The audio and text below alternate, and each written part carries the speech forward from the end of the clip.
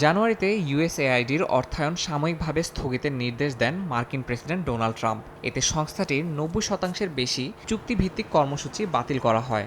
এই সিদ্ধান্তের কারণে বিশ্বজুড়ে চলমান উন্নয়ন ও মানবিক সহায়তা কার্যক্রম ব্যাপকভাবে ব্যাহত হয়েছে।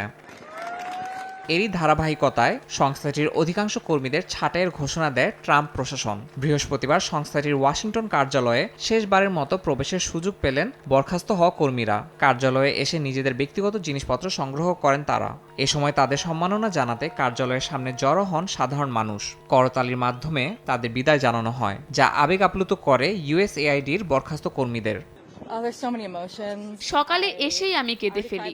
এখানে পৌঁছানোর পর একজন আমাকে ধন্যবাদ জানায়, আর তখনই আমার চোখে জল এসে যায়।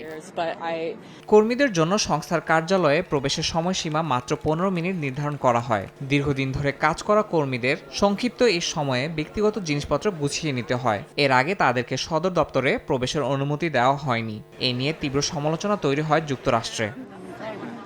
ইউএসএআইডির অর্থায়ন বন্ধ হওয়ায় বিভিন্ন আন্তর্জাতিক সংস্থার কার্যক্রম অনিশ্চয়তার মুখে পড়েছে। বিশ্লেষকদের মতে এই পরিস্থিতিতে বৈশ্বিক মানবিক সহায়তা কার্যক্রম দীর্ঘমেয়াদে মারাত্মকভাবে ক্ষতিগ্রস্ত হতে পারে। ইয়াসিন মোহাম্মদ জিসান, সময় সংবাদ।